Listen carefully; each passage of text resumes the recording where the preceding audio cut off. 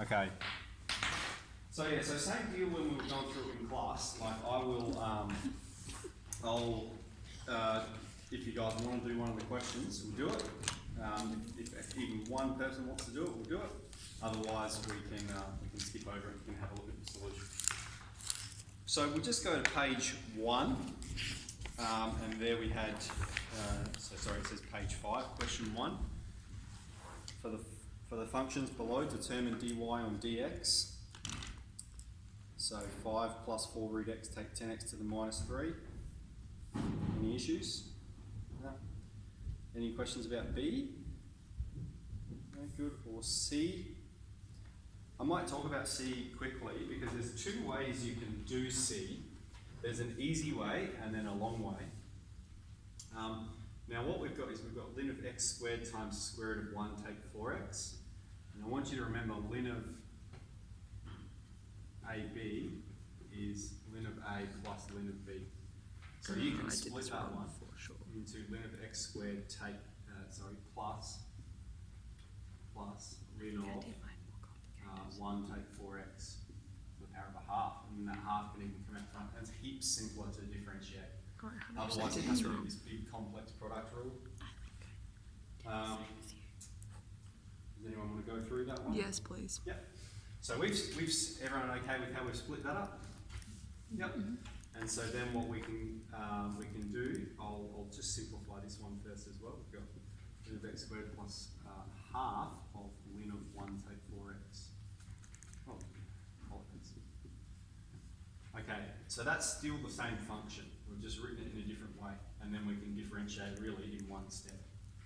All right, and so that's going to be, remember the derivative of ln of fx. Ln of fx goes to f dash of x Why don't you on top of fx. This is going to be a dumb question, but why can't you just put the 2 at the front? The way you did the half. Yes, now, you can. You can. Yep, you can. Yep, should we do it? Okay, so then we've got 2 times 1 on x, and half times minus 4 on top of 1 take 4x. Alright? And it says differentiate without simplifying, so that would be fine. Okay, so... Is there any way that you can do it with just the part. f dash of x over f of x there? Can you just, So that's the rule I've applied from there to there. But could you do that from just the first one? first No. option? Well, you can, yep, but you have to do a product rule here to get f dash of x. Because you've got u times v. That's what I did in my solution. Let's step along with. Okay. Yep. That's the same as what I got. Cool, good work. Cool, let's jump over to question 2. We've got some distributions. Each of the graphs below represents the normal distribution with a mean of 0 and a standard deviation of 1. Now, does anyone want to talk about question 2A? 2B? No, AJ, you did this one, did you? Yeah. Good. 2C? Did everyone answer D? Good work. And question 2D, any issues? No, cool. Question 3. Now, I think we did this question recently in class, didn't we? Yes. Yeah. So, no. Did you have any issues with the code? I honestly don't really remember. No. I might skip. We may skip that one and come back to it because question, yeah, it is a very straightforward trig one. Yeah. Cool. Okay, so then question 4. AJ, did you do question 4? I did part A. Part A? Yep. What did you answer? B. Represents W15. It should be A, because Isn't it the more samples, the larger will be? the larger the size of n, the more normal. So you've got this sort of flat distribution, and then you've got a normal distribution. So as n increases, normality increases. So the answer for W15 should be A. All Alright, should we work through this question, the stats one, or? Wait, what do you mean with that? Yeah, so it says, let's address part A properly. We've got W, the distribution of W, and W15. And the question is, which histogram represents W15? Now the difference between these two is that W15 is going to be more normal, right? So if you have, we could have W5 and W10, whichever has a larger N is going to be more normal. And Okay. more normal is represented Yeah, by bell what? curve. Yeah, resembles a bell curve. So which one's got a bell curve? Okay. And that's the central limit theorem. As N increases, normality increases. So, anyone want to go through B? Yep. I wasn't sure whether we do like the sum of them or just like the mean, like. Okay. Let W25 represent the mean net weight of random samples of 25 packets of nuts. Okay, now let's have a look in the question. A manufacturer produces snack-sized packets of nuts. So each packet has a mean of 18.2 and a standard deviation of 0.3. All right, so W25 is the same as like saying X25. All right, so it's not the sum of 25 packets, it's the average of 25 observations of packets. All right, so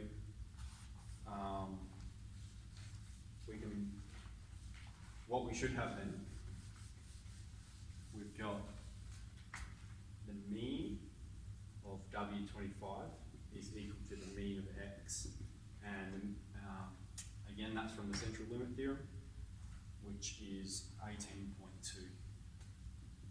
All right, so what it's talking about here, we've got nuts distributed with mean 18.2 and standard deviation 0.3, that's packets of nuts.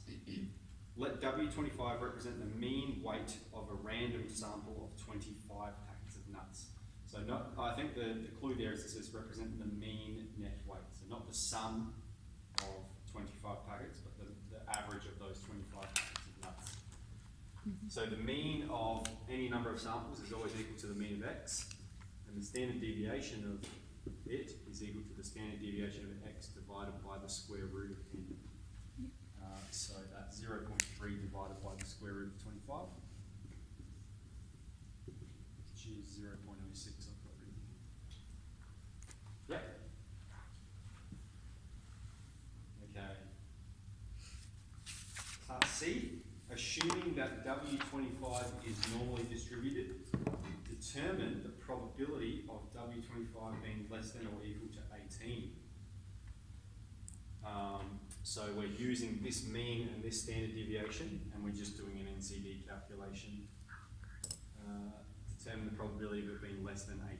So minus infinity to 18, standard deviation and mean from there. So have we got this? I got 0.000429. Yep. Is it okay if you write it as like 4.29 by 10 to the negative 4?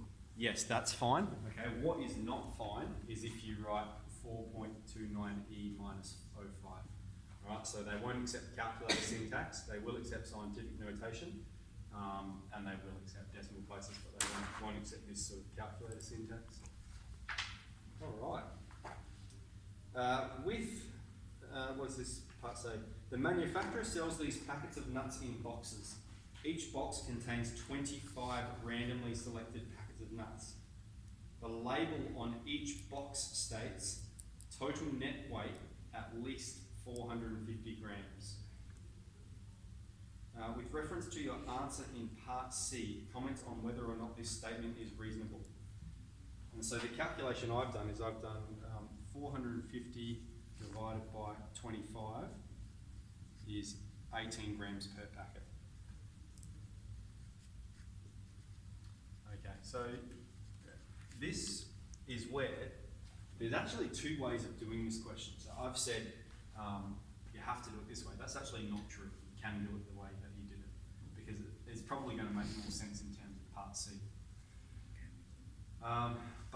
This is where we can talk about the mean weight of individual packets, or we can talk about the sum of all of those packets adding up together.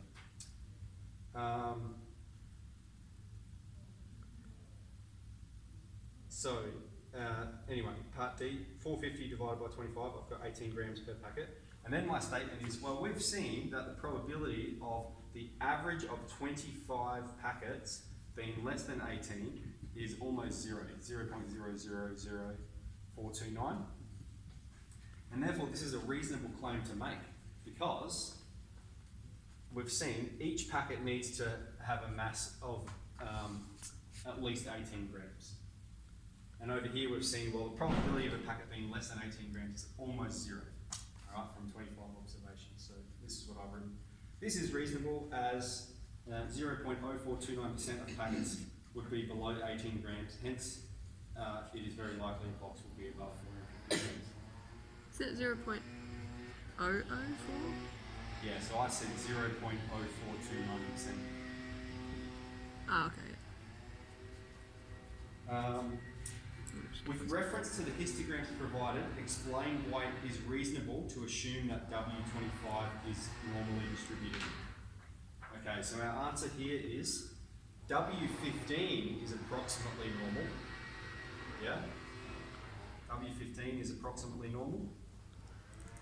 And we know, according to the central limit theorem, as n increases, normality increases.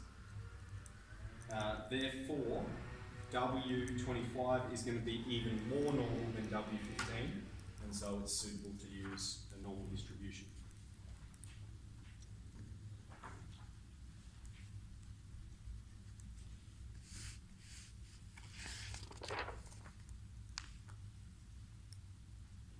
If at any stage I'm too fast, stop me.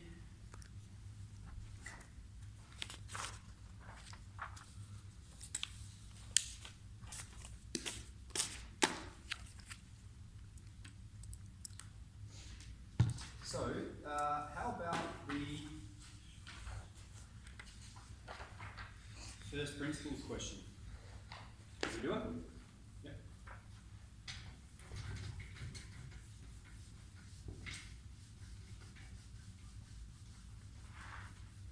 All right, so we've got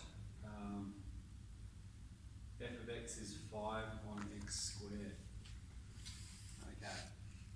So f dash of x is going to be the limit as h approaches 0.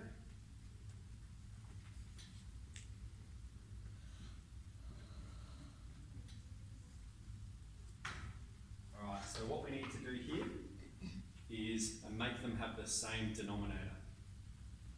And so the way we're going to do that is we won't worry about expanding the denominator yet. I'll just write it up like this.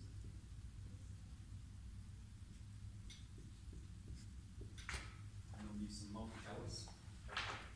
We need to cross multiply the denominator. So we're going to multiply this one by x squared on x squared. Because x squared divided by x squared is 1. And this one by x plus h squared on x plus h squared. Alright, and that's all on top of h.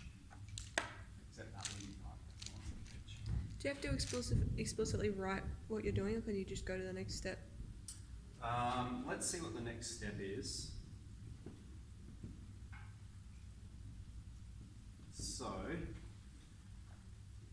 So in the next step, we're going to have 5x squared, take away 5 times x plus h squared. Yep, and then we've got the same denominator, so we've collected those over the same denominator. And we can even do that, one h on top of 1. Which means the h is going to go there. So can you go from there to there without showing anything? You wouldn't have to write the green stuff though. You could just. Yeah, I think you can. Yeah, I think that's okay. Let's keep going. So we'll have 5x squared, take 5 times, and let's expand this out. X squared plus 2xh plus h squared. So a big hint when doing first principles, it's better to do it slowly and properly rather than stuff it up and have to try and find the error, because it's very, very difficult to locate errors in. So, because there's a lot of work involved. And so you'll see me when I do it, I always do it, you know, I don't try jump the gun here. I expand the bracket, the exponent, and then apply the distributive law. And then at the bottom here, we've got AD on BC, H, X squared, X plus H squared. Okay, so we'll perform that 5 through.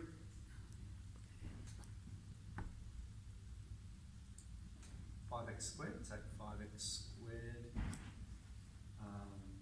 plus, let's do the minus 5.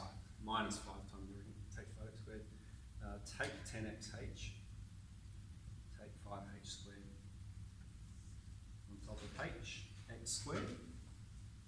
X plus h squared. What can we cancel? We've got 5x squared and 5x squared. And so we're left with minus 10xh, take 5h squared, on top of h, x squared, x plus h squared. H is common, so we can factorise that. So h minus 10x, take 5h, on top of h. H will cancel.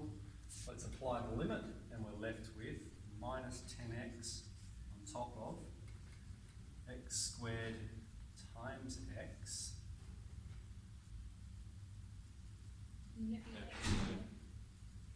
Thank you. X squared times x squared. So we've got minus 10x on x to the 4, which is minus 10 on x to the 3. Yeah. And check your answers as well. You know, here we've got 5x to the minus 2. dy and dx is minus 10x to the minus 3. Which is minus 10 on x to the 3, which is what we've got down here using simple differentiation and first principles. So we know our answer. Yeah, don't get stuck on them. You know, I know they're a process you're familiar with. Yeah, spend 5 minutes, and if you haven't got it, move on. If you get stuck, move on. Any questions about it?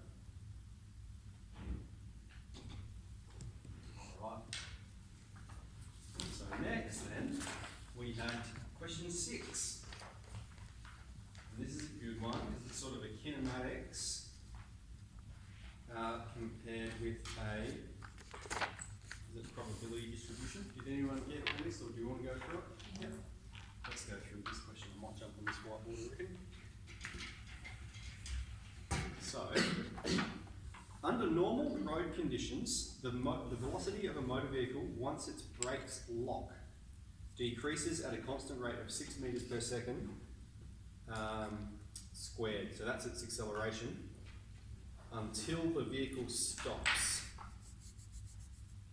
The velocity of a vehicle, t seconds after its brakes have become locked, can be modelled by this function, where k is a real number representing the initial velocity of the vehicle.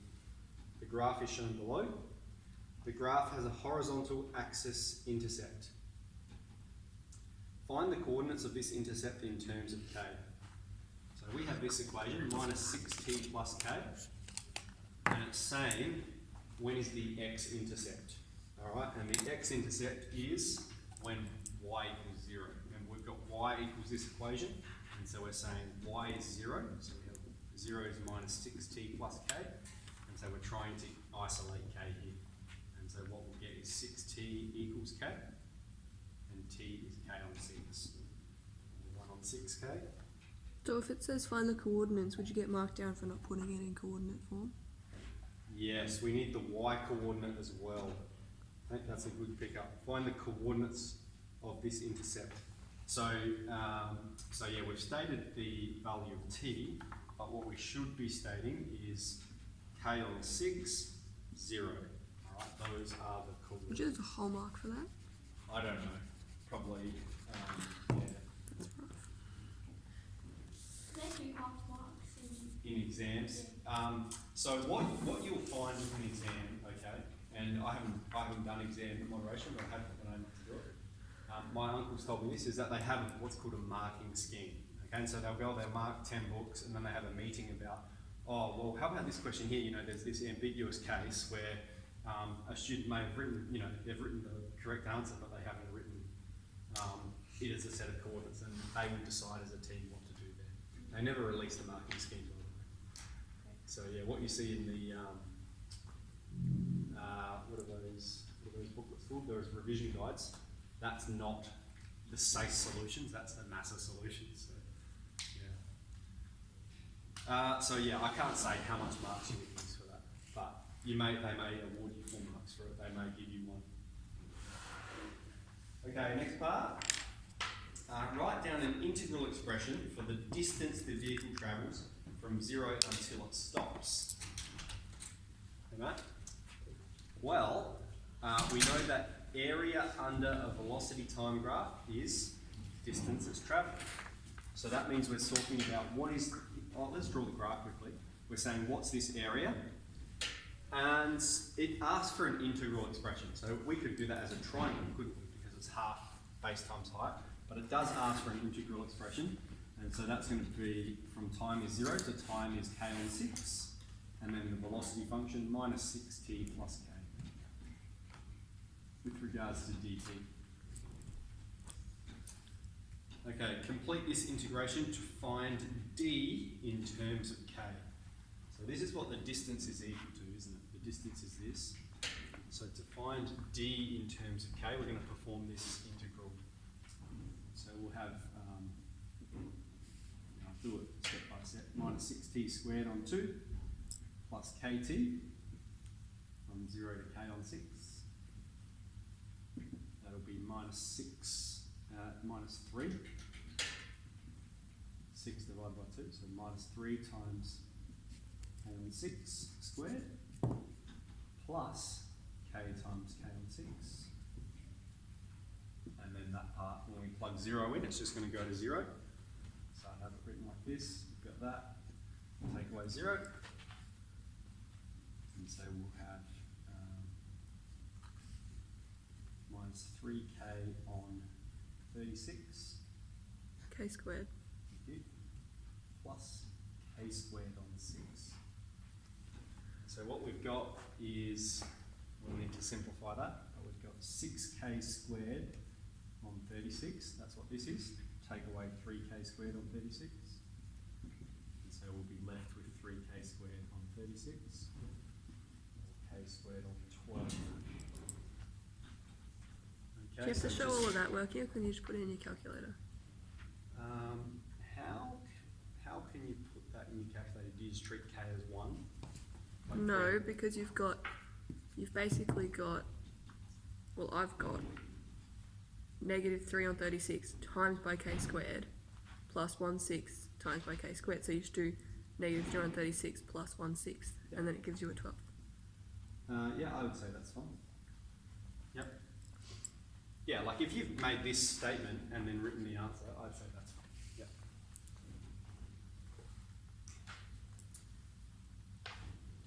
A particular vehicle is travelling under normal road conditions. Once its brakes become locked, the vehicle travels 20 metres before stopping. Use your answer to part B2 to find k.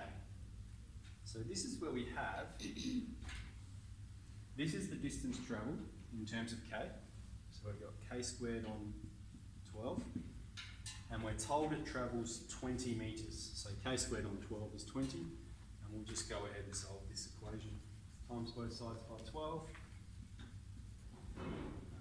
240, and then square root.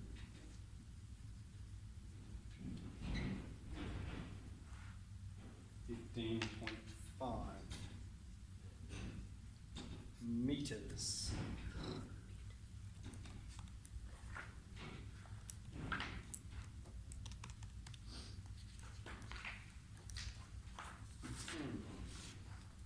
Why does it tell us right at the start the rate of deceleration you reckon? Just being deceptive? Didn't they put it in the formula of the gradient? Oh, sure. Yeah. So, yeah, acceleration is the rate of change in velocity.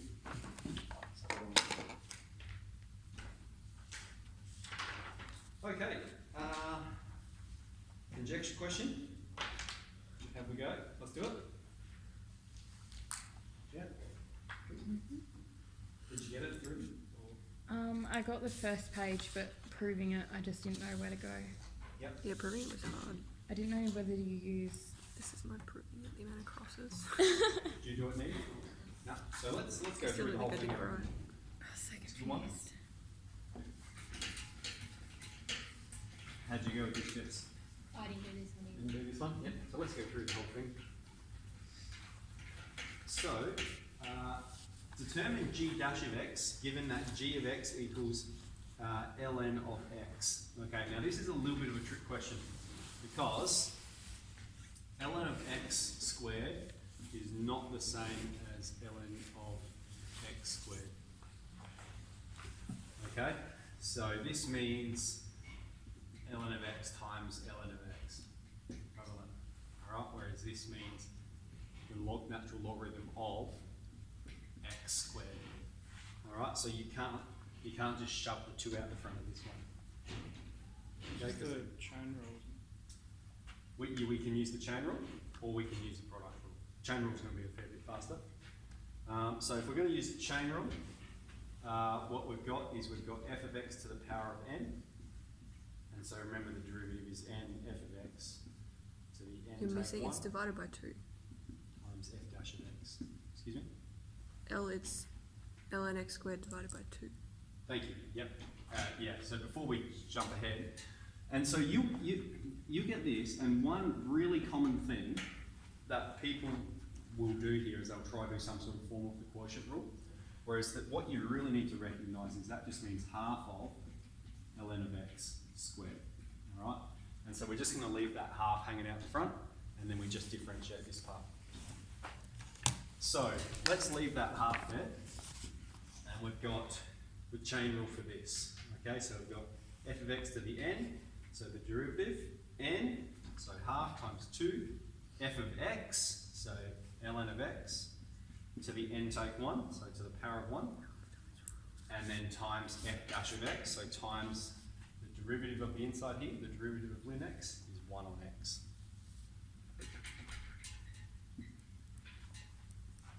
So half and 2 will cancel, and we'll be left with ln of x on top of x.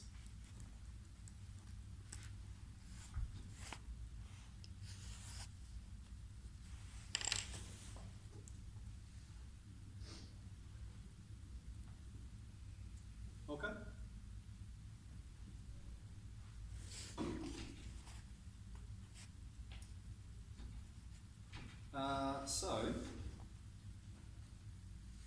Of course, the other way you could do that would be a product rule, ln of x times ln of x. That would be a little bit longer. Alright, so completing the table below, evaluate a of k. So here we're just going to use our calculator and we're doing the integral from 1 to e of ln of x plus k. So in the first circumstance, k is 1 and we get the area is 1.5. In the second circumstance, we've got 2 with regards to x. Okay, so if we put that in, I've got 2.5 written here, You just Yep. put that in your calculator. just in your calculator, yep. And then you put in, change the value from 2 to 3, and I've got 3.5. Yep, so hence make a conjecture about the area k for any value of k. Right? Well, we notice, and this is where tables are very helpful. Where k was 1, the area was 1.5. Where k was 2, the area was 2.5. K is 3, the area is 3.5. And so it seems the area, so we could express it like this, or we could write area, is equal to k plus 0.5. Alright.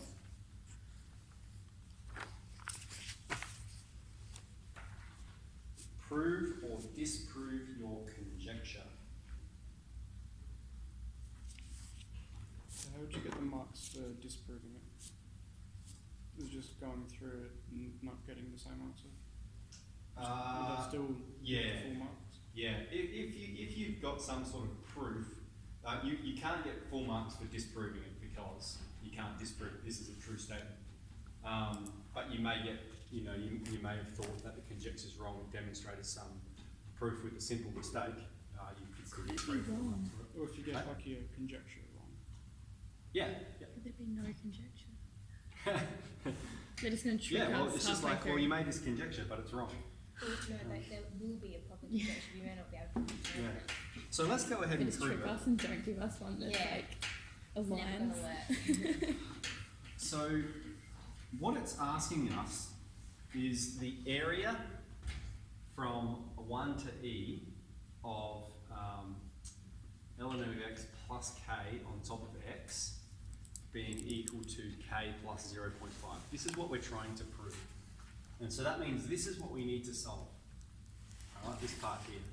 So we're going to start with this statement.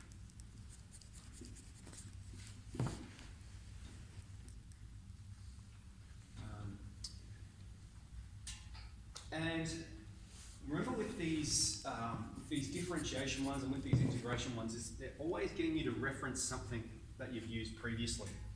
Now remember we saw that the derivative of ln of x squared on 2 is equal to ln of x on top of x. Or is it the other way around? That's the what do you call it? You differentiate that. Yeah, when we derive this is when we differentiate this is what we've got. Ln of x on top of x. Okay? And look at what we've differentiated compared to what we've got here. Alright, so we can actually split this into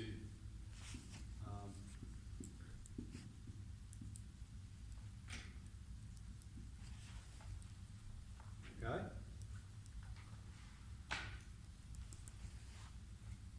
That's a D or a 6. And so then I'm going to even split it up like this.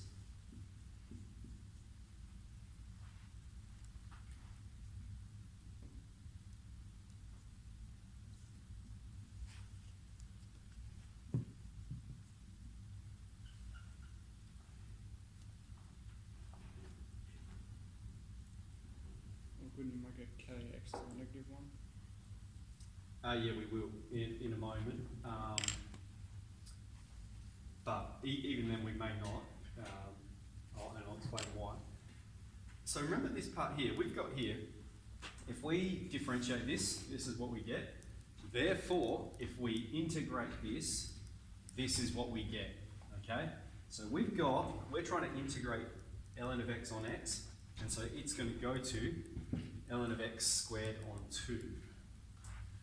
Now, rather than writing out heaps of brackets, we will keep them combined, but I'm just making the statement that we can integrate them term by term. And so what this part's going to is ln of x squared on 2. Right, that goes to that. And then this k on x, what it's really equal to is k times 1 on x, and the integral of 1 on x is ln of x. So we won't raise it to the negative power. What we're going to recognise is we've got k ln of x from 1 to e. Okay, is everyone okay with that step? I think that's one of the harder steps.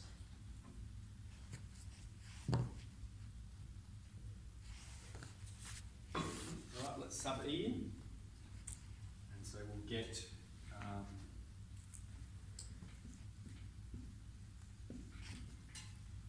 plus k ln of b. Take away ln of 1.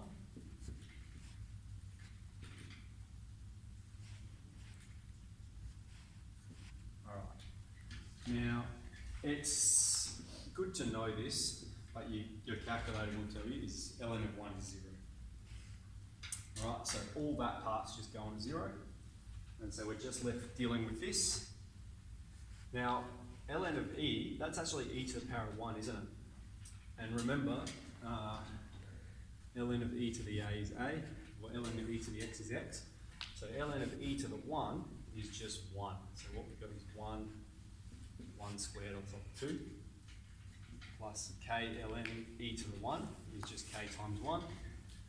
And so we're left here with half plus k, which is our conjecture. That part's all going to 0. Alright. questions about it? Okay, even if you can't make this connection, alright, that the integral of this is this, okay, that's the, if you're struggling to make that connection, you can still split it, okay, that's what we should be thinking when we've got this kind of statement, trying to isolate the k, because you can put this part in your calculator, alright, and so then you're just dealing with that part, which you can do manually. Phew. If you write outside of the box, is that bad? Do they not let you do that? Outside of the box, like on the page here. I didn't go, I went Oh, down. yeah, that's fine. Okay. Yeah, yeah, that's fine. Persian cats. Is that so? If you just put it in your calculator, you're not showing all of those. Yeah, so I'd say Different things. they'd probably give you 3 marks, all right? Because that really, I think you're getting a mark for making the connection between this statement and your original statement. Yeah. And that's why it says, you know, it's part 3. You know, you never do anything in vain, all right? So that differentiation at the start, it serves a purpose. Yeah. Yeah, and you'll see that time and time again with these kinds of questions. Okay, so should we do the Persian cats? Yep. So, based on historical breed data, the weight of adult male Persian cats is distributed normally with a mean of 6 and standard deviation of 0.55, whereas adult male cats that weigh more than 7 kilos are considered overweight. What proportion of adult male Persian cats are overweight? So this is just the probability of X being greater than 7, given our mean and standard deviation. I've got 0.0345 here.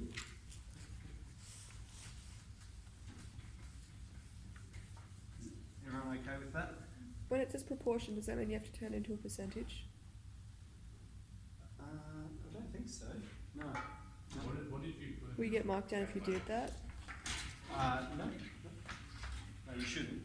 I can look that up for you though. Definitely a probabilities between 0 and 1. A percentage has to be a percentage, and I think proportion can be even. Like both are accurate statements. But I will check that for you because there's a question. AJ, what were you saying? What did you, don't worry. Yeah. What did you put in your Yeah, I'll show you quickly.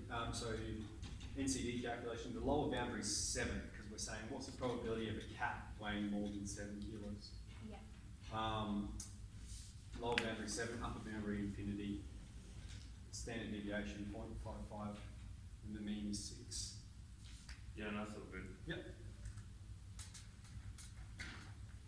In 2017, researchers undertook a study into the weights of adult male Persian cats. In this study, 70 adult male Persian cats were randomly selected and weighed. The sample of 70 cats had a mean weight of 6.7 kilos. Assuming that the population standard deviation is 0.55, use the sample data to calculate a 95% confidence interval for the mean weight of adult male Persian cats in 2017. So they just overwhelm you with words, isn't it? Now, mean weight of adult male Persian cats in 2017. Okay, so confidence interval, and what we're putting in, so in your calculator, I just do this one in your calculator, I wouldn't bother writing out a formula or anything. Don't you have to because it's worth 2 marks? What else do you get the 2 marks for? No. That'll be 1 mark for each side of the thing. Yeah, I suppose you can make that statement, but Do you- it's not necessarily like, there's 2 marks, therefore you have to show the formula. Assuming that the proportion standard deviation, use the sample data to calculate the confidence interval. So it's just like, yeah, what's the confidence interval? If you want, we can do it. I haven't, I've just made the statement. So the statement's going to be x take 1.96, it's 95%, isn't it? Yep. Sigma on root n is less than the mean, is less than x plus 1.96, sigma on root n. So, our observed mean 70 cats, mean 6.7. Our standard deviation remains the same at 0.55, and our number of samples 70. Why does the standard deviation stay the same? Now it says that somewhere, doesn't it? It says assuming that the population standard deviation is 0.55 kilograms. But Yes. couldn't you say that the population is not the sample? Even though I've worked it out that way, I don't know. You always use your population standard deviation. It means you don't use your sample. Okay. Yeah. Does that make sense? Yeah. Yep. Cool. Yeah. So it's like, are we given another? I mean, this is a simple way to think about it. Are we given another standard deviation figure anywhere? No. No. So that's the one we'll use. So we've got 6.7 plus 1.96, 0.55 on the square root of 70. So stat.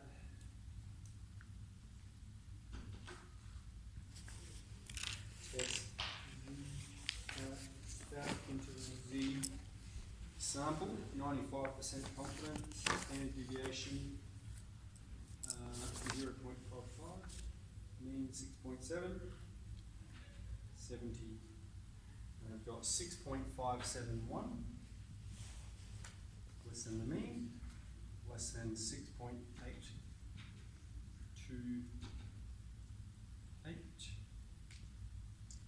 Aren't you meant to go to 3 CVV figures? And so let's do that now. He waits till the end. Waste of space.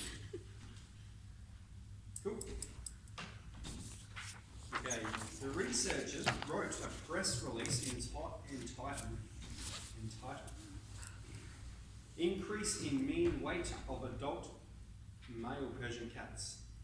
Does the confidence interval that you calculated support the title of this press release? Okay, so here is the new true mean, is somewhere between these points. The historical mean of Persian cats was 6 kilograms, okay? So the answer is yes, all right, because the confidence interval for adult male Persian cats in 2017 is completely above the historical mean. The lowest this new possible mean could be is 6.57 kilos, whereas historically it was 6 kilos. It's a whole 570 grams higher. Okay, the press release states that between 22% and 38% of adult male Persian cats are overweight. Provide mathematical calculations that support this statement. Alright, so the way I've done this one is I said, well, we don't know what the mean is. Alright, that's what the confidence interval tells us. It could be as low as 6.57, okay, and it could be as high as 6.83. So then I said, well, let's use that mean and let's say, what is the probability of a Persian cat weighing more than 7 kilos if the mean is the lower boundary? Alright, so I've got the probability of a Persian cat weighing more than 7 kilos using the lower boundary, which is 6.57. So probability of being more than 7, we've got 7 infinity, and we're saying the standard deviation remains the same at 0.55, and the mean, we're using this lower one, 6.57. Alright, and here, if we perform that calculation, we'll get 0.22, or 22%. Okay, so if we're saying the mean could be as low as this, what proportion of cats are going to be overweight? Well, 22%. What if the mean is at the upper end? What if it's 6.83? And so we're performing the same calculation, only changing that to 6.83, and you'll get your 38%. And so yeah, it seems they are justified. It is true that between 22% and 38% of cats are overweight with 95% confidence.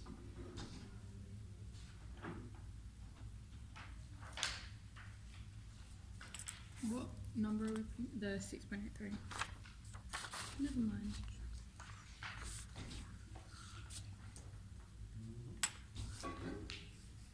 Alright. Here's a graphing one. Let's talk about this one. Are there any questions about the previous one, sorry? No, it's all good. That's all good. Alright, let's see. Consider the function f of x. The graph of its derivative, f dash of x, is shown below. Okay, so when I read that, the first thing I did was write f dash of x on the function. Okay, because you don't want to get confused, that's not the main function that they're talking about. This is the slope function, which means it tells us the slope of f of x. The graph intersects the x-axis at the origin and at x is b. The point A, where x equals a, is a local max. Complete the table by indicating whether f dash of x and f dash dash of x are positive, negative or 0 when x is a and x is b. Now I'm going to sketch the graph so I can refer to it. So we've got 0, a, b, and this is f dash of x. And they want us to do this table for a, b, f dash of x, f double dash of x. Okay, so firstly let's just talk about f dash of x. Alright? At point A, we're asked, is it positive or negative? Okay, we can see at point A, it's above the x-axis, it's positive. At point B, it's touching the x-axis, so it's 0. Alright. So it's talking about above or below the axis, That's not right, the yeah. increasing or decreasing. No, it's just saying, is it positive or negative? Yeah. Indicating whether f dash of x and f double dash of x are positive or negative, okay? Now, f double dash of x is a little bit more to think about, alright? And this is the way I would think about it. Now, remember, there's lots of connections that we can make here, but this function just describes the slope of f dash of x, which means this is going to be positive when f dash of x is increasing. This is going to be negative when f dash of x is decreasing. This is going to be 0 at any turning points on f dash of x. Okay? So what we're doing then is we're going, we can see it's increasing. So f double dash of x is going to be positive between 0 and a. At point A, it's going to be 0 because the slope is horizontal at that point. At point B, what's it doing? I'll just make sure the graph, it continues to decrease. Alright, so it's going down like that. So at point B, it's decreasing, and so we have negative. Alright. So these questions are tricky because they're asking those connections. Do you want me to talk about that again, or is that okay? Does that make sense? Is that what it means? Or is that wrong? What's you answered Is this that part like properly, the- haven't you? That's 0, 0. Doesn't matter. There is a Or is it like the curve? that's right, because it's increasing and then decreasing, so that's right. No. If we were to draw a sine diagram of it, yeah. Okay. And then part B, on the axes below, sketch a possible graph of f of x that passes through the origin. Clearly show the shape of the graph in the vicinities of the origin x equals a and x equals b. So, I've always said, if we're doing one of these, it helps to have the sign diagrams of f dash of x and f of x. Now, I should have that part going there because that's helpful as well. So if we've got f dash of x, let's talk about the sign diagram of that first. Alright, so that's just this function here. We've got the point of origin, and we've got the point B. They're the two roots.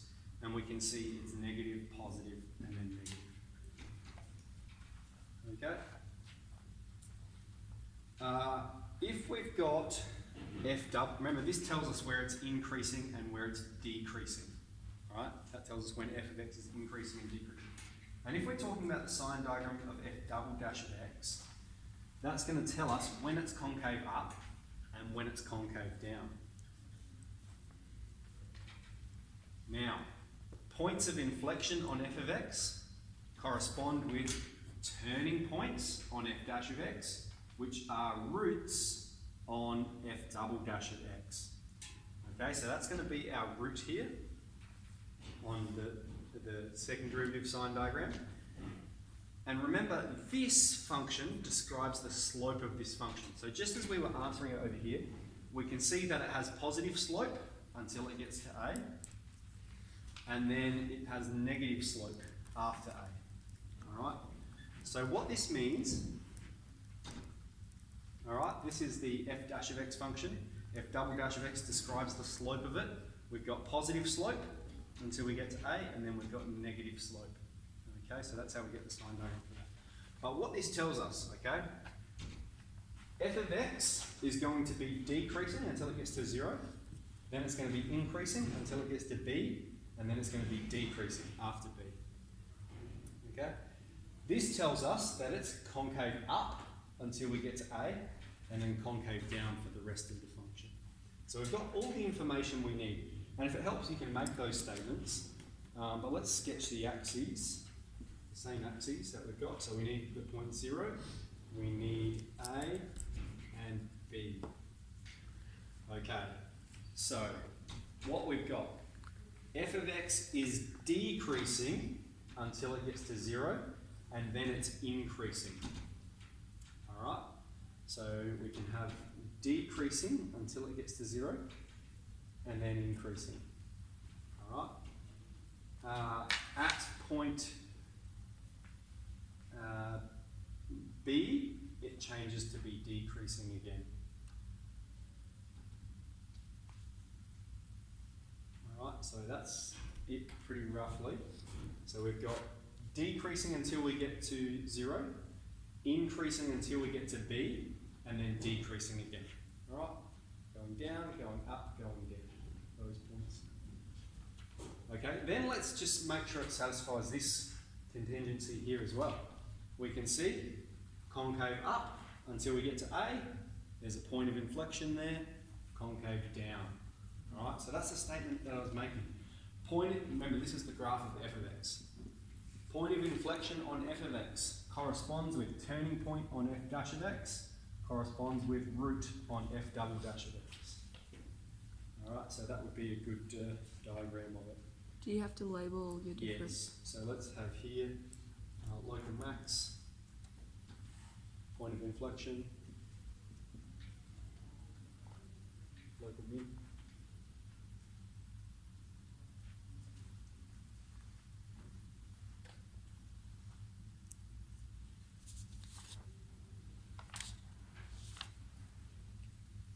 For 9a, down at the bottom on the answers, you have the f dash of x and f double dash mixed up.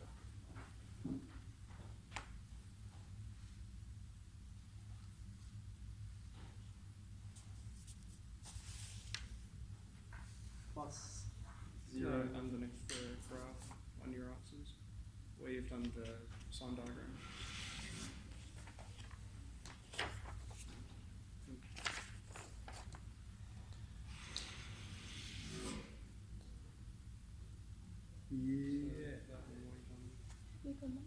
Yeah, I've got A and B written the wrong way here. Look, refer to what's up here. This is wrong. Yeah. Okay, so then that's the end of question booklet 1. Alright, so shall we move on to 2? Yes. Do you guys want a breather or you want more breather? No? Let's do more. Number 2. Okay, number 2. Now we did this question recently as well, but I'm happy to go through it if anyone wants to. I just don't know about C. That's C, an integral expression for the mean. Yep. Is that okay if we jump to part C? What was that? No, I forgot to bring mine. Oh, you didn't bring book 2? No. Isn't it in one book? Yeah, they're in the same book. Oh, I was going to say, I thought it was in this file. It is. Thank you. So yeah, we did this question recently in class, and it is in the history booklet as well. So, so just the mean of a probability density function is the area from A to B of x times f of x. Alright, so the mean for this probability density function then is going to be from 0 to pi on 2, sorry, from 0 to pi of,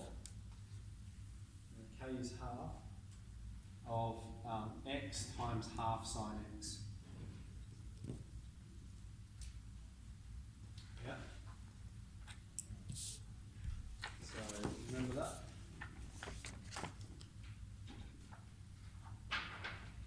So that's part C, isn't it? Because we found k is half in part B. Yep. You've also got a half in front of the. I know. I can see him. What was that?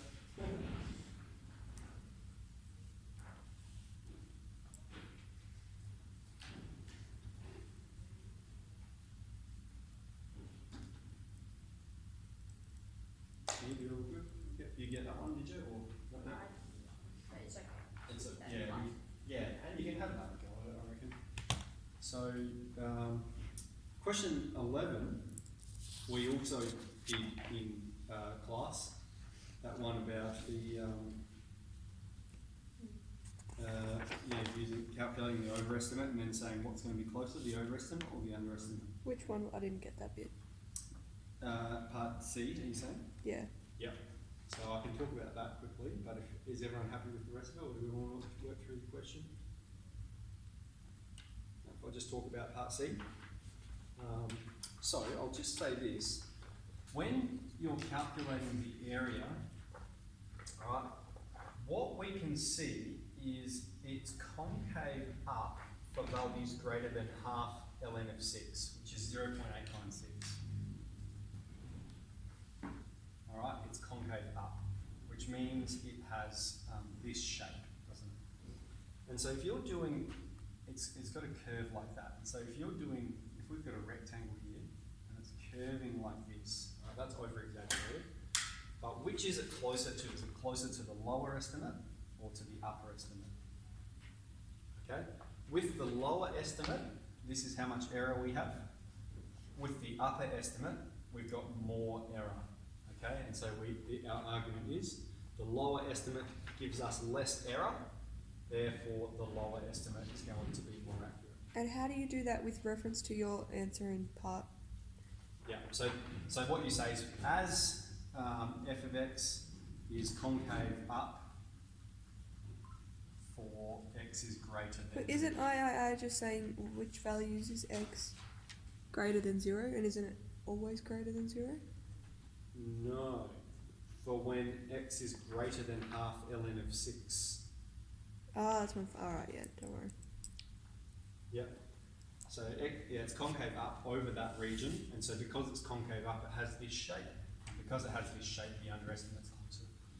And so that you'll see is sort of a rule of thumb. You know, if it's concave up, the underestimate's going to be closer. If it's concave down, the overestimate is going to be closer.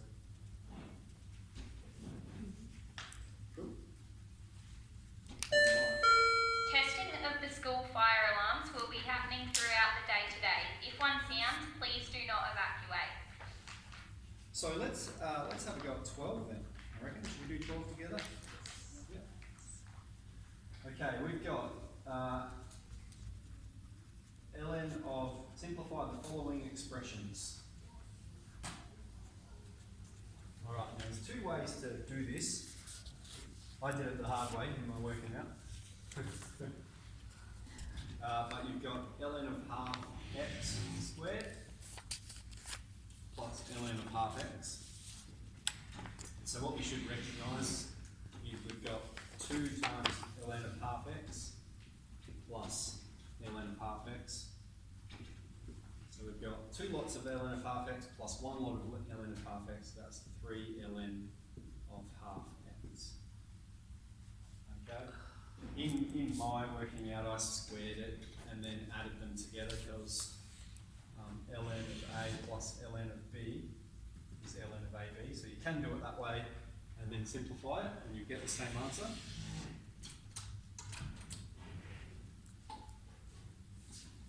almost finished. Yeah. Oh, are you bringing us some snacks? Yeah.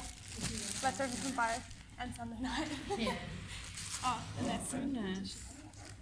Thanks. You're welcome. Help yourself. That's nice heated up if anyone wants to. Oh, yeah. So we're on question 12 of the booklet 2. Okay, the graph of the function half ln of x, ln of half x is shown below. On the same axis, sketch the graph of 3 ln of x on 2. All right. So that's the point I would make. Okay, because you can just do that on your calculator. But we know that ln of half x squared plus ln of half x, we know that that's equal to 3 ln of half x. Alright? And so what we've got is we've got the graph of ln of half x, and we need to sketch the graph of 3 ln of half x.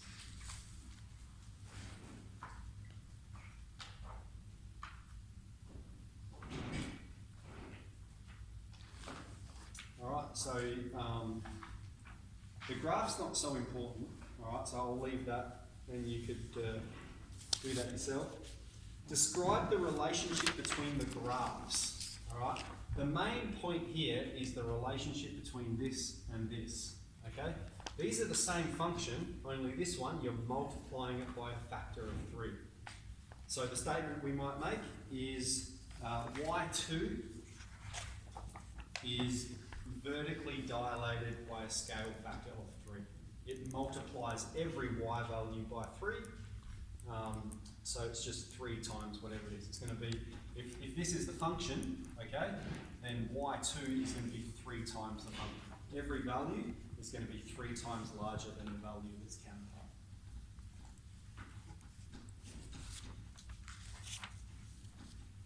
Here's a good fill-in one. Find the exact value such that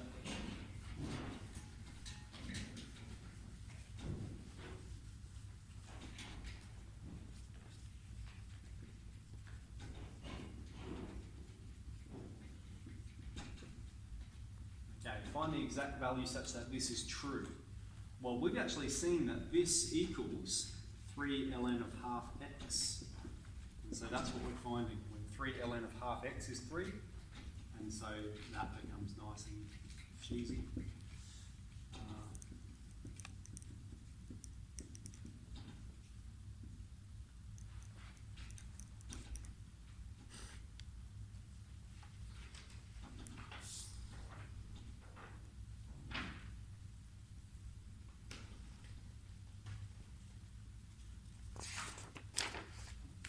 I did the wrong word, but I got the right You're answer. making me hungry, Rosie.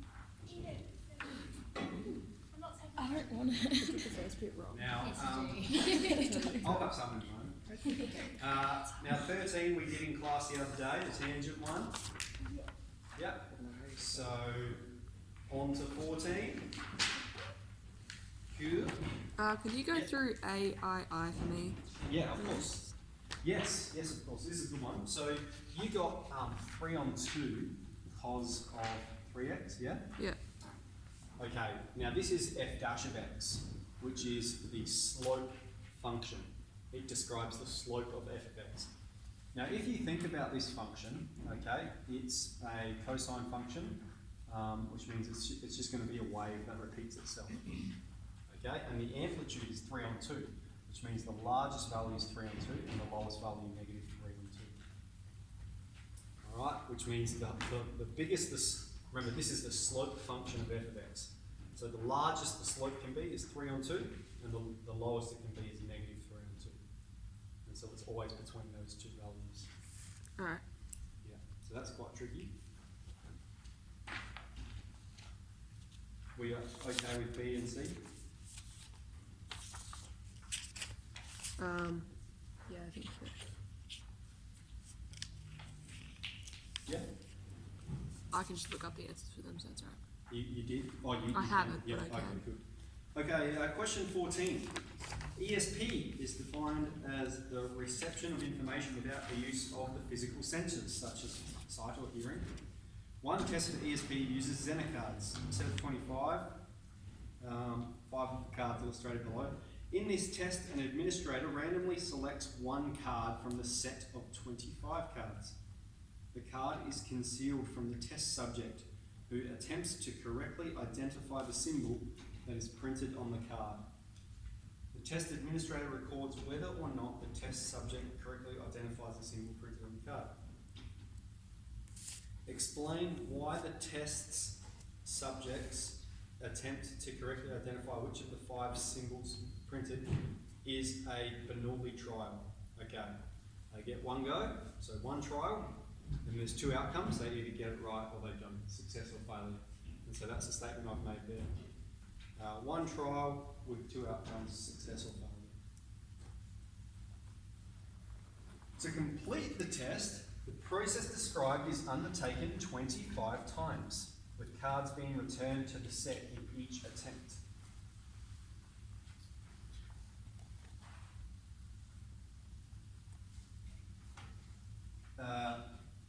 Let X represent the number of correct identifications out of 25 attempts, where the test subject is identifying symbols at random with the probability of correct identification 0.2. So there's 5 cards, they have to guess which one has some sort of symbol. So if they're just guessing, 1 out of 5, 0.2, that's the probability we expect. What is the probability that the test subject, assuming that they're guessing random, makes exactly 5 correct identifications? So this is, what is the probability of this outcome? 5. Given, so it's a BPD calculation, we've got 5 successes, 25 trials, and the probability of success of 0.2. Okay, so that's the first way to do it. The other way, we've got combinations. We're talking about 5 successes out of 25 trials. The probability of success 0.2 to the power of 5 times 0.8 to the power of 20. All right. Both of these will give you the same answer. I've got 0.196. Will they ask us to replicate that equation, or do you think it will just be like the C1, or do you think we can just do it in our calculator and get away with it? You can do it whichever way you like. Yep. You may have questions that pop up with combinations. I think There is one. it does pop up here a bit later on, which is good, so we know what it means. It pops up. Okay, what about no more than 7 correct identifications? So here we've got the probability of getting exactly 5. Now it's saying the probability of getting no more than 7. So if we've got sort of 6, 7, 8, 5, 6, 7, 8, it's talking about this event, isn't it? 7 or less. So that's what we're doing. We're doing the probability of X being less than or equal to 7. So BCD calculation, our lower boundary 0, our upper boundary 7, our number of trials 25, and probability of success 0.2. And here I've got 0.891.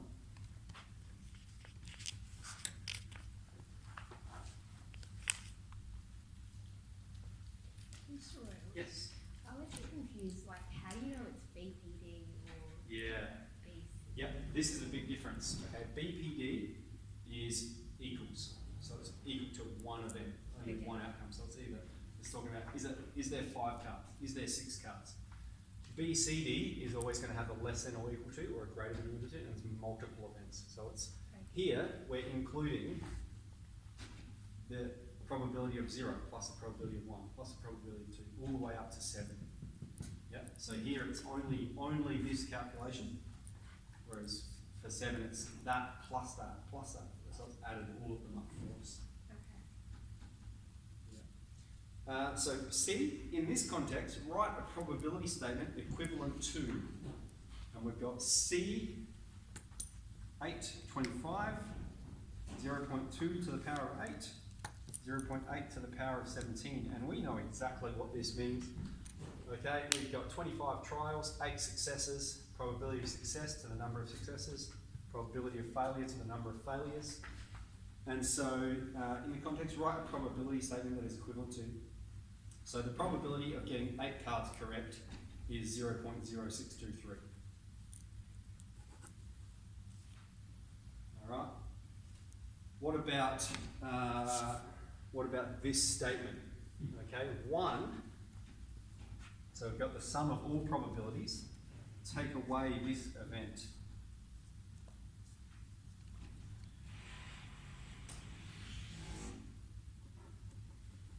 Okay, so the question you need to ask is, what is this event?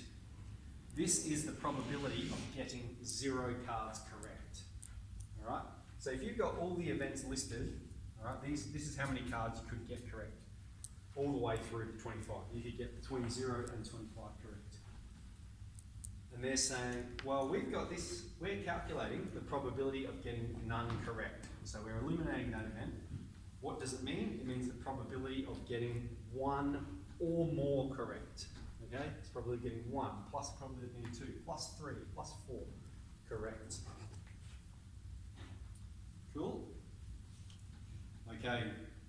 To be successful in this test, the subject must make at least k correct identifications where k is chosen so that the chance of being successful by random identification of symbols is less than 2.5%.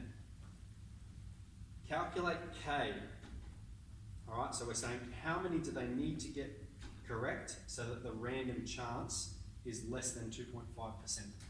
So what we're going to do here is we're going to say, well, what's the probability of getting 8 or more correct? Alright, and so I've done this calculation. We've already done this calculation in part 2. I've written this statement down. Yeah, I won't. Let's make that connection for you. So I've written 1 take 0.891, and I'll explain why. All right. In part BII, okay, we performed this calculation. We said, what's the probability of x being less than or equal to 7? Which means if we have the number 1 take away the probability of this event, we're left with this event. Okay? So that's one way you could do it. Of course, the other way you can do it is just to say, oh, we're doing a BCD calculation. The lower boundary is 8, the upper boundary is 25. 25 trials. Probability of success 0.2. Do you have to write that it's BCD? Or can you just write your lower and upper end? We know it's a binomial, so that's okay. Yep. So we've got, so I've done, 1 take away 0.891. I've got 0.109. So what that means is you've got a 10.9% chance of getting 8 or more correct guessing random. If the question specifically says 4 significant figures and you do 3, do you get it wrong? So just a point on significant figures, okay? So we've taught you throughout the whole course to always round to 3 significant figures, and it should say probably on the front booklet, on the first booklet. It says unless otherwise stated. All answers correct to 3 significant figures, unless otherwise stated. So let me make that point. Really, they're not going to look at every single question and make sure you've rounded to 3 sig figs in every question. Right? What they do is they target questions. Okay?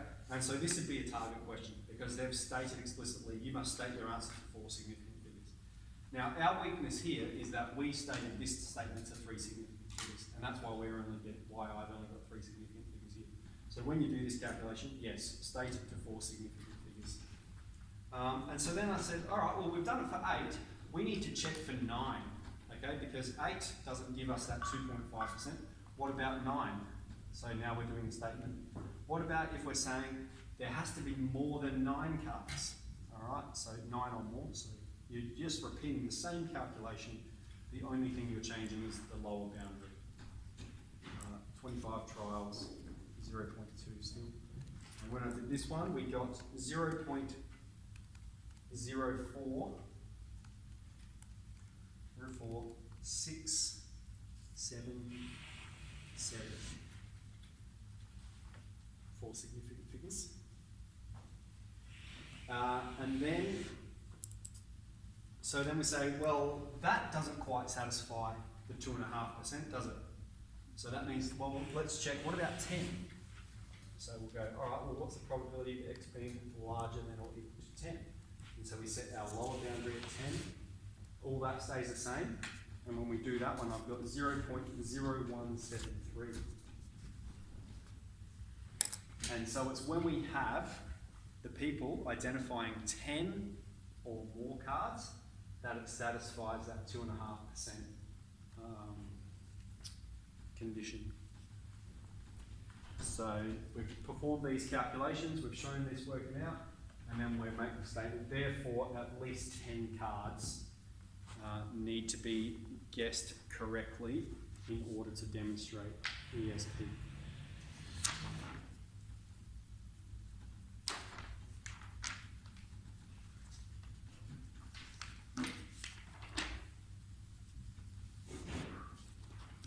Alright, I might just go to the toilet really quickly. Breathe it.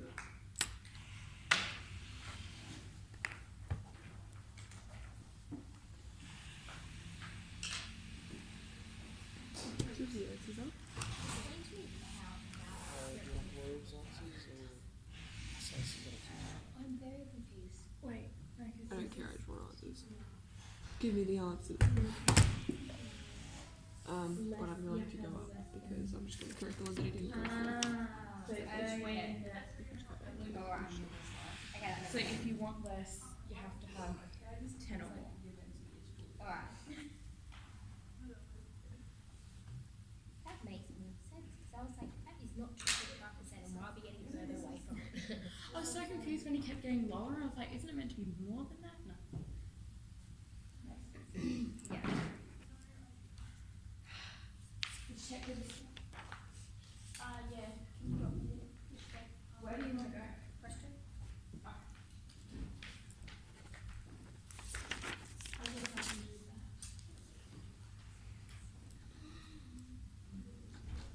Do you know Birdie Boo? Yeah. Do you know they take him in next to you?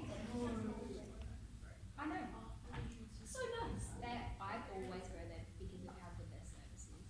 And they just is lovely. They will spend hours making sure you get what you want. They won't be like, no, that doesn't look okay. Because I tried on this jumpsuit. It absolutely perfect. No worries, I'll give it a All right. Birdie Boo is down in the main street.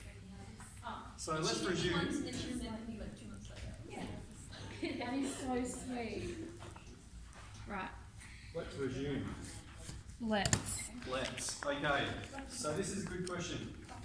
Students. Students at a high school watch a television program investigating ESP. One student already undertook the test and made K correct identifications. So they got 10 correct. Where K is the value calculated monthly. Based on the information, what can be said about Ari's claim? Okay. Well, you know, it seems very unlikely that you'd get it right guessing at random. So it may be justified that this student has ESP. Okay. But 624 students at the high school undertook an ESP test using Zener cards and were identifying symbols at random. What is the probability that one or more of these students would make at least 10 correct identifications?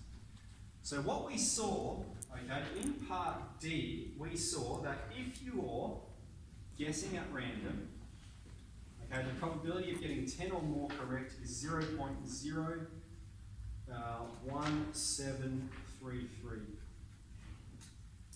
All right, and so now we're saying we're repeating this experiment 624 times.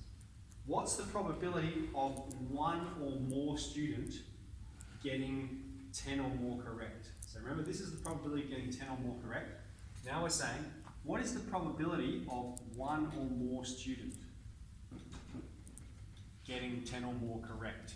All right, so that means we're again doing a BCD calculation, and we're saying one or more students out of how many students? 624.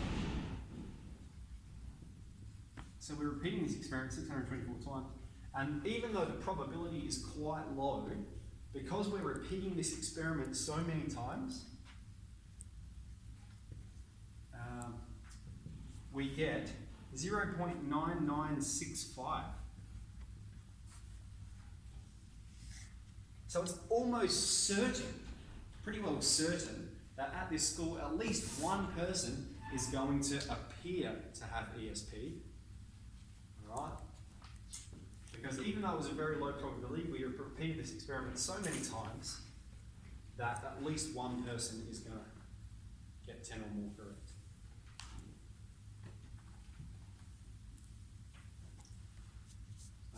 And then G is just a justification to that.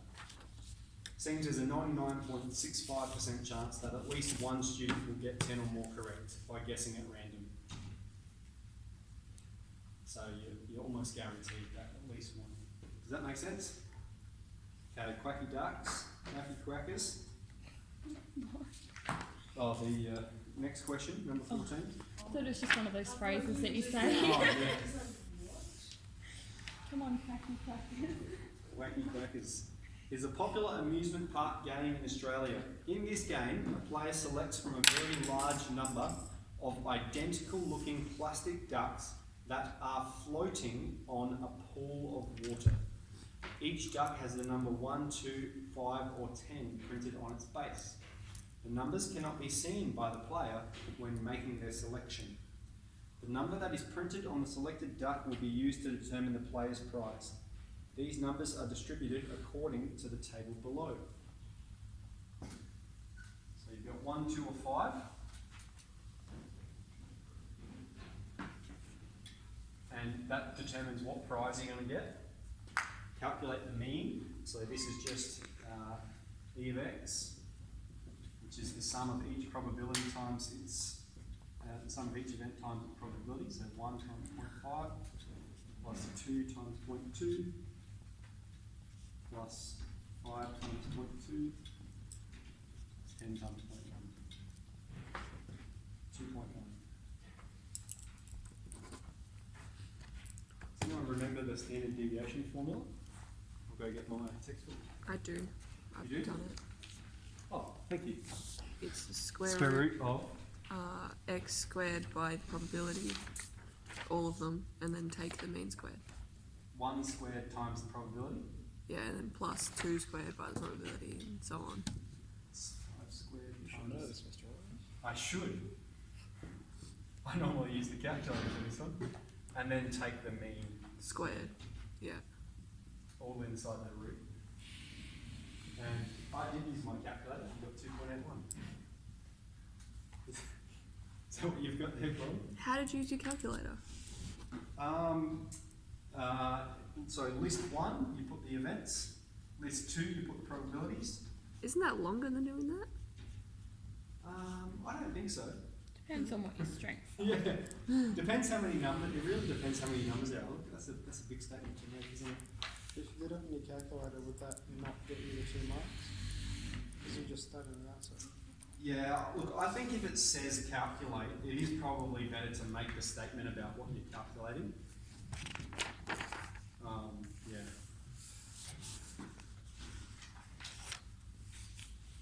I don't think you get no possibles.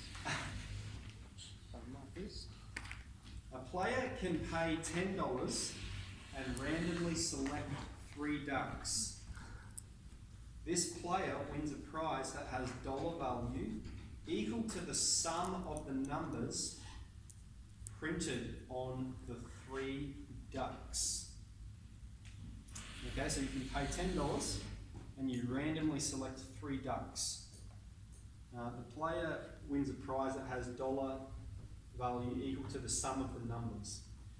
What is the probability that a player who randomly selects 3 ducks will win a prize that has a value of $30? Well, the only way you can win $30 is if you get a duck that has got 10, a 10, and then another 10. Alright, because you get 3 guesses and the highest number is 10. And the probability of these events is 0.1 times 0.1 times 0.1. So we've got 0.001.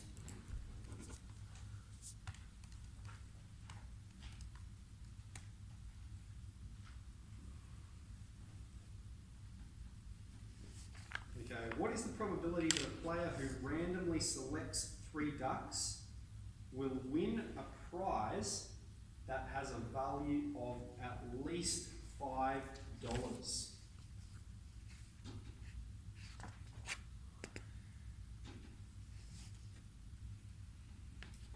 Okay, so this is quite a hard question. So what I think the best way to do it is, I've made this statement, let y be the distribution when 3 ducks are chosen. And they're saying, what is the probability of the sum being more than 5? So y being greater than or equal to 5. Now this is what you need to think about. The lowest you can get is 3. Alright, and that occurs when you get a 1, a 1, and another 1. Okay? So we can calculate, that's a y, sorry. So we can calculate the lowest we can get is a 3. That means you've got 1, 1, and 1. And so the probability of getting a 1 is 0.5. So that's going to be 0.5 times 0.5 times 0.5. Okay? The next lowest you can get is is 4. Alright? And so the ways you can get a 4 is you could get 1, 1, 2, 1, 2, 1, and 2, 1, 1. Alright? All that is saying there are 3 ways of getting the probability of 1 is 0.5 times 0.5, and the probability of 2 is 0.2. And so I haven't added these together. 0.125 and 0.15.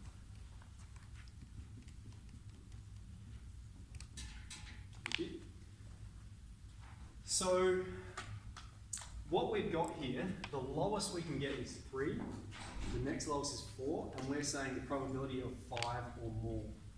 Okay, which means the best way to do this is the sum of all probabilities, 1, take away these 2 events added together. So what we're doing is 1 take 0.125, take 0.15. Alright? And I think that's the most intuitive way to do it. Like you could go, what's the probability of it being more than 5? And then you have to address, well, how many ways can we get 5? How many ways can we get 6? All the way up to 30. Because there's lots of possible outcomes here.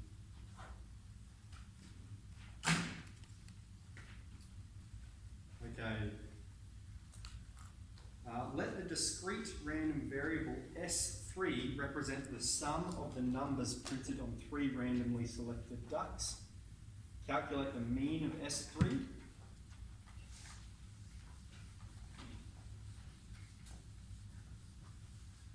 So the mean of S3 is equal to 3 times the mean of X, which is equal to 3 times 2.9. And then we've got the standard deviation of S3 is equal to the square root of 3 times 2.8 times the standard deviation of X. 2.81, and I've got 4.87.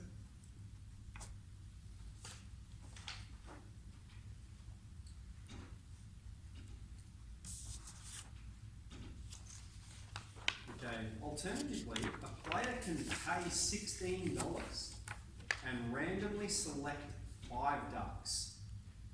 This player wins a prize that has a dollar value equal to the sum of the numbers printed on the 5 ducks.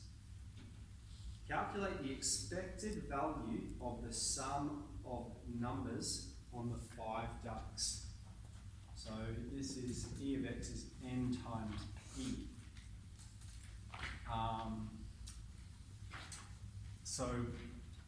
We've got 5 trials, and our mean is 2.9. So we can expect to gain $14.50. Using your answer to parts C and D, determine which one of the two options, 3 ducks for $10 or 5 ducks for $16, will be more profitable for the owner of Wacky Quackers in the long run. So let's explain this. Mr. Royal, sorry, but with the dollar sign, we haven't put that in the previous bits. Why do you have to put it there?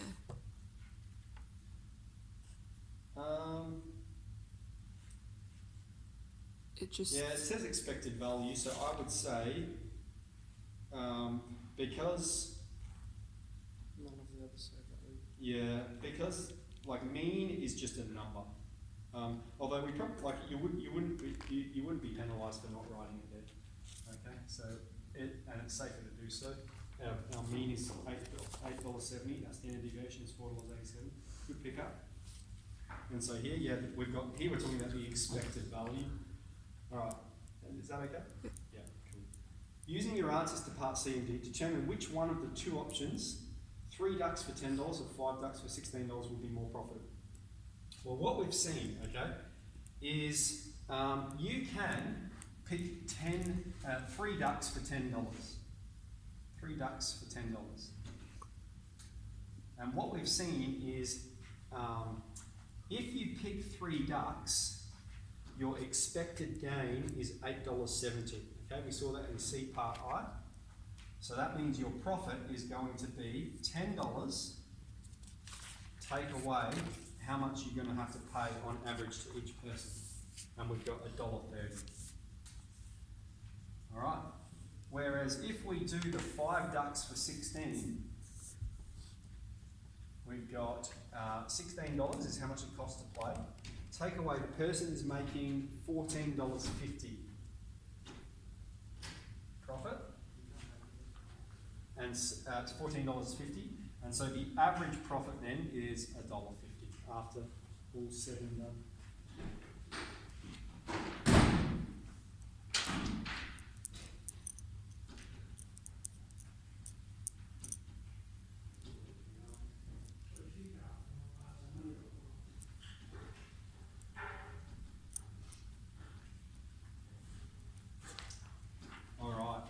Is that okay? Move on, last one. This is a hard one.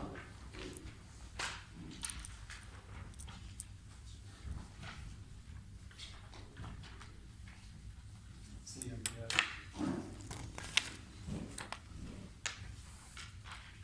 Consider the function, the graph is shown, determine the coordinates of the stationary point, give your answer correct to 3 decimal places. So the stationary point is the local max on it. It's a surge function. Here's the local max, and we can see x is 1, and we need the y value. Now this is a good point here because it's asking not for 3 significant figures, but for 3 decimal places. So we've got 1.472. I just g-solved the max, or you can put in x is 1 into the original function. Now, here, 3 decimal places. If you were to write it to 3 significant figures, it would be 1.47, okay, because we've got 3 figures. Here, 3 decimal places. So be aware of the difference between those. Okay, determine the coordinates of the point of inflection on the graph of f of x. Alright, so that's going to be about here somewhere. Determine the coordinates of the point of inflection and give your answer correct to 3 decimal places. Now this is quite tricky. What I would do, there's a couple ways to do it. Alright, remember, point of inflection on f of x is stationary point on f dash of x, which is a root on f double dash of x. So what you can do in y1, we're going to graph the function. So what's it? 4x e to the minus x. And in y2, I would graph the derivative function. I wouldn't do the second derivative because it will take a long time for your graph to draw it. How do you calculate to draw it? do the second? So we're going to go d on dx of y1.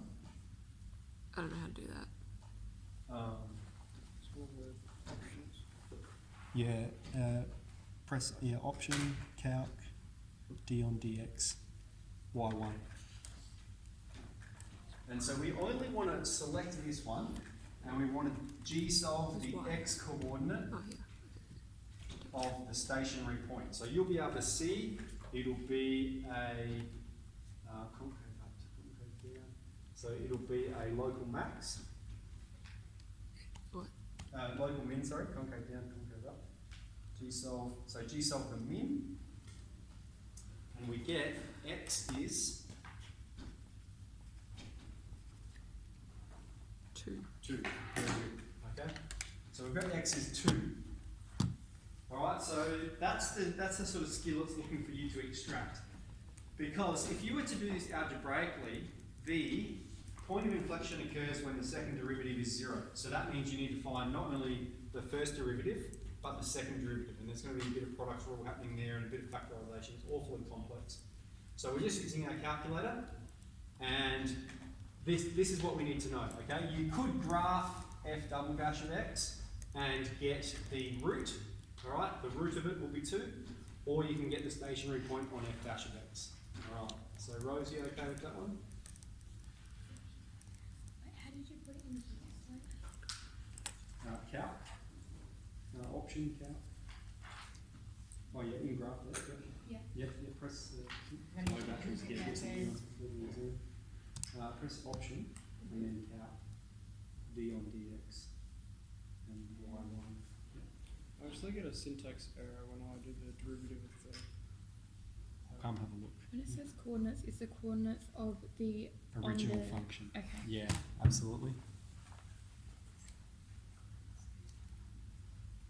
So I've got the original function, Mm-hmm. the derivative, and then the second derivative. Graphs that, and the syntax. Let's have a look. That's very strange. It doesn't like what you've put in here. Oh, you're trying to do d on dx of y2. I reckon don't do it like that. Do d, because you can do option calc d on dx squared of y1. I don't think it likes. Do you know what I'm saying? Yeah. Let me bring up more. Oops. We've brought up that. So What you where's doing the, after this, Jess? where does it bring it up on y? How do you do that? What are you Y. doing? Yeah, just done. Okay, Mum. So Rose, that was okay? Yes. Yeah, awesome. AJ, you're good? Actually, I'm thinking about Awesome. it, but I'm kind So of. guys, I just really want to make this point here, please do it. is it wants the coordinates on f of x. Now we know that that is at x equals 2. We need the corresponding y value on the original function, okay? So 2 ways to do it. We've got the original function and we go y calc when x is 2. Right, of course the other way to do that is press F1 for trace and then press the number 2 and then it'll bring it up for you. And then the other way is it's 4 times 2e to the minus 2. You put that in your calculator, it's going to bring up the corresponding y value, and I've got 2.000, 1.083. Now that's a statement we should have up. Do you have to do the 0.000? Yes. You do? 3 decimal places. I was like, why do I have that written there? So yes, Even- 1 and That 1. was 0. Okay, right.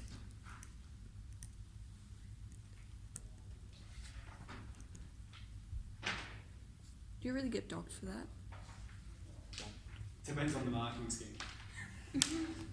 We don't. That's going to be my my line from here. That's Okay.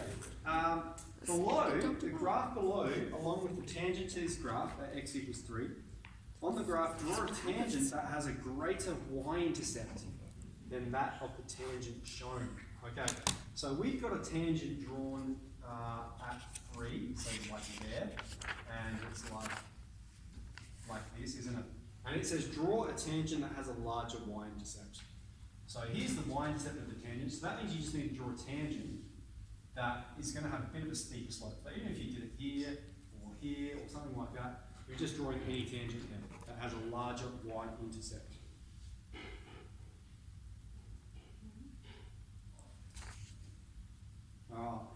Here things get hectic. Show that the tangent to the graph of y equals f of x at the point where x equals a has this equation. Alright, so it's given us a show that. What that means is we need to find the equation of the tangent.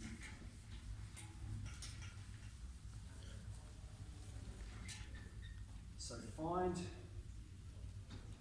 the equation of tangent to 4x e to the minus x at x is a.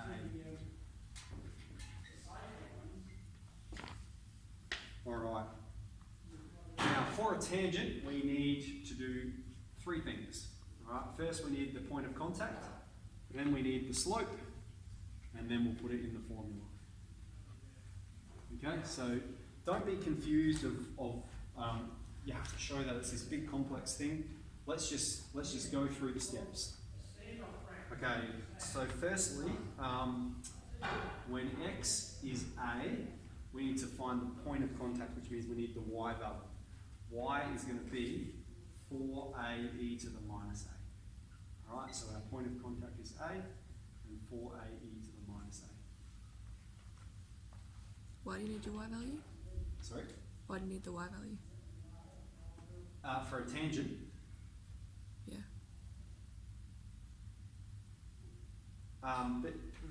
because if we think of the formula, alright, so I'm jumping ahead a bit here, but we've got y equals f dash of a times x take a plus f of a. This is the y value. So that's what we're grabbing it from here and subbing it in there. Right. Now, in most circumstances where you're not calculating in general terms, if you're putting the y value there, like you will have had to perform some extensive calculation to get the exact y value, whether it be 15 or 12 or whatever it is. And so that's why I do it separately. Right? In this circumstance, you're right, you can just put a in there. Okay, and it's just going to be 4a e to the minus a. Okay, let's proceed with the slope. Now, we've got this function here, 4x e to the minus x, and we need to find the slope at x is a, which means we need the slope function. So that means we need to find dy and dx. Now, what rule are we going to use for dy and dx for this one? What? Product rule, excellent. We've got u is 4x, u dash is 4. Haven't you already done that? Don't think we have we? Oh, I did because I did it. Don't worry. Oh, for the point of inflection? Yeah, because I didn't know how to do it on my calculator. How long did it take it? Is it quite extensive because you had to do it twice? I kind of cheated and only did it once. Oh, right, and then copied it down because it'll be, It's very similar. yeah, 4 e to the minus x. Take, yeah, so you're just differentiating that part again. Yeah. And then we're saying when x is a, dy on dx is going to be 4e to the minus a.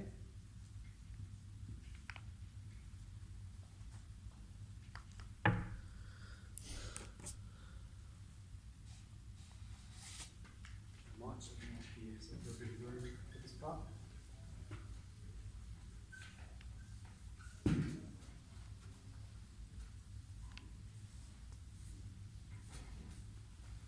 So let's put it in the formula, and let's break the formula down. So I think, guys, like this part here, you can do that, all right? And don't be confused that it's talking about a letter, all right? We're just treating it as a number, and although we haven't simplified it, we can jump straight to the formula, which is y equals f dash of a times x take a plus f of a. Okay, f dash of a is the slope at x equals a. So that means we've got 4e to the minus a, take 4a e to the minus a. Alright, that's our first part there. I'll chuck that in brackets. We're multiplying that just by x take a. And then we have plus f of a, which is our y value, 4a e to the minus a.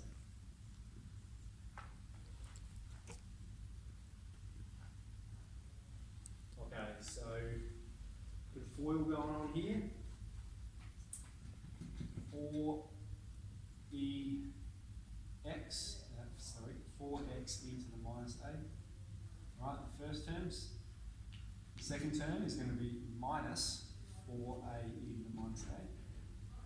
This term will be minus 4a x e to the minus a. And then the last term, plus 4a squared e to the minus a. And then plus 4a e to the minus a. Okay, now what are we trying to get it to? Trying to get this big jumbled mess to be, I'll write it up here, 4 times 1 take a e to the minus a x plus 4a squared e to the minus a. Okay, so I would expect most of you guys to sort of be all right up to now, and now it does get a bit hectic, some of this algebra. There's a lot going on there. Now we can actually cancel something along here, I reckon.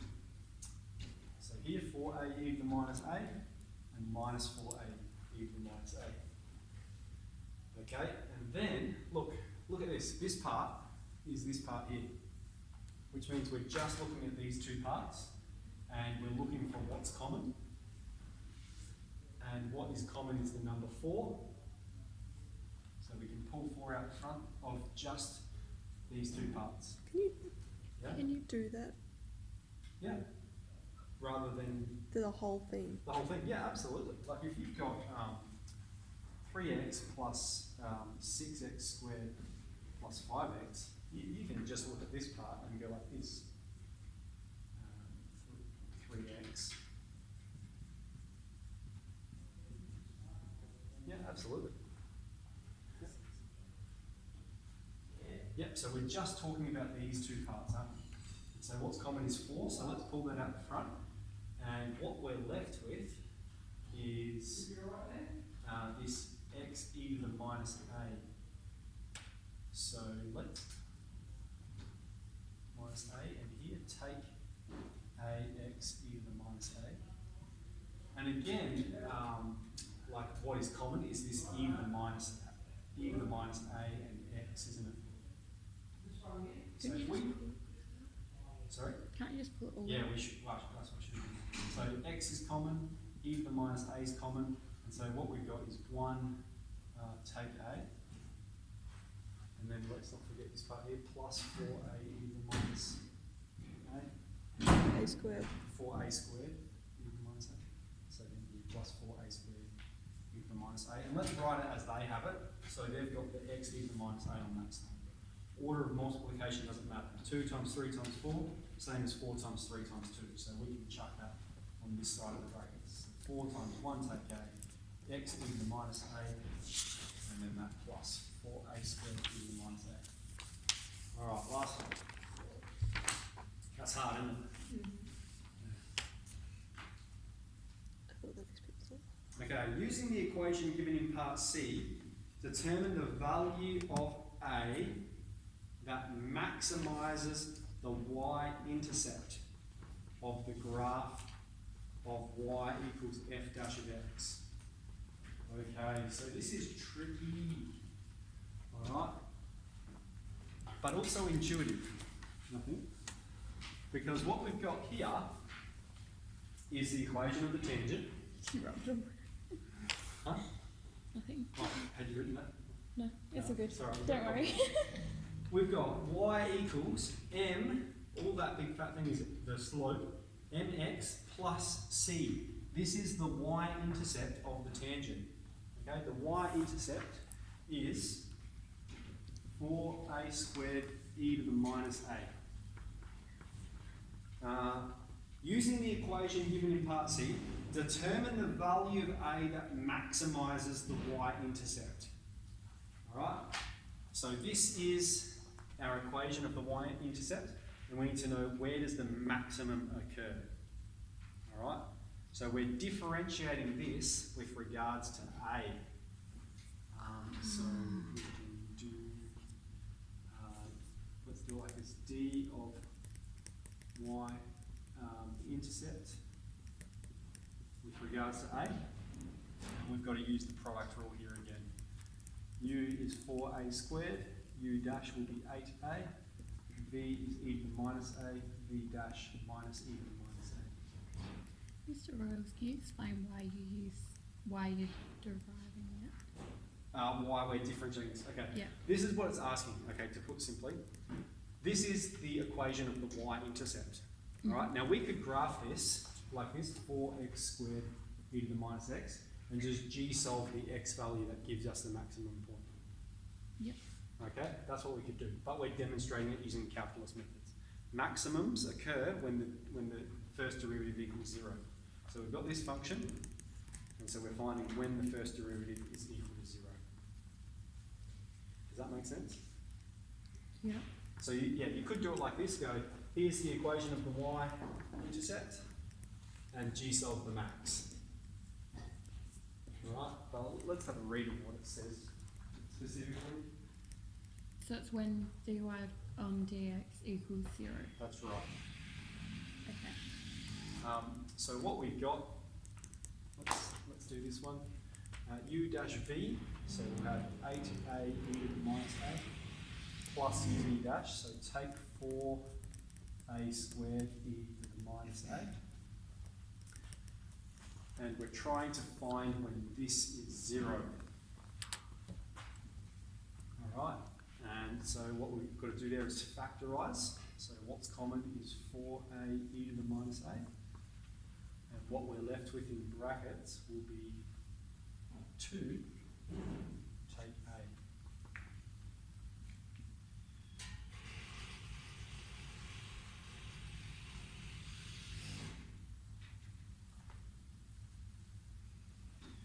Okay, yes. I did trial and error. Would you still get marks for that? I got the right answer. Yeah, I think so. I'll come have a look at your working out in a moment. So then our statement's going to be, well, 4a e to the negative a never equals 0. Okay, exponents never equal 0. So applying the null factor law, 2 take a equals 0, and we get a is 2.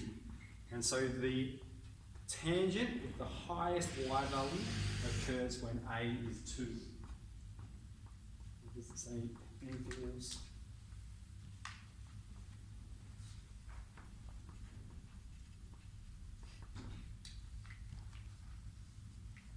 So if we've got a sign diagram of this function,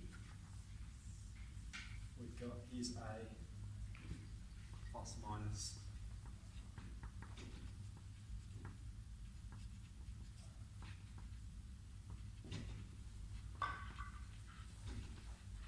Alright, so quite tricky. Let me just explain that part again, okay? So here was the tangent in general form. This is the y-intercept of the tangent in general form. And they're saying find the x value that gives us the biggest tangent. Find the value of a that gives us the biggest tangent. So we take that function, okay, and we could just g-solve the max, alright, and we're going to get x is 2 or a is 2. That corresponds with the largest value of the y-intercept. We use the calculus process because we know maximums or stationary points, so maximums and minimums, occur when the first derivative equals 0. So we differentiated it with regards to a, and we found when that equals 0, we got a is 2. So the maximum value for the tangent occurs when a is 2. And so just to visualise what that was, in part C, they'd drawn a tangent already, and they said draw a tangent with a larger y-intercept, and we drew this one here.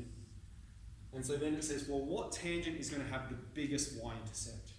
And what we've found is it's the tangent when x is 2, which corresponds with the point of inflection. Alright, now just one more connection, because the point of inflection tell us when the slope is at its steepest point. Because if you think of it a point of inflection, it's when it changes from being concave up to concave down. If you're walking down this hill, alright, the slope is steepest when it changes from being concave down to concave up. So that's going to have the steepest slope, which means it's going to be shooting up the most and correspond with the highest y-intercept. So that's the 2018 exam. It does get a bit hard towards the end there. Pardon? It was harder than the 2019 one. Oh, I think so too. Yeah, I think so too. How did the students go? Not too bad. Just, 2 kids got A's. Yeah. Two. 2 out of 21. What's that? A's. Oh, that's A, and then probably 6 got A minus. Oh. I can have a look if you'd like. Do you remember who they were? I'm not too worried if I Yeah. don't get an A in this. Can you tell us? Yeah, it was. Amy. Josh Edwards. Yeah.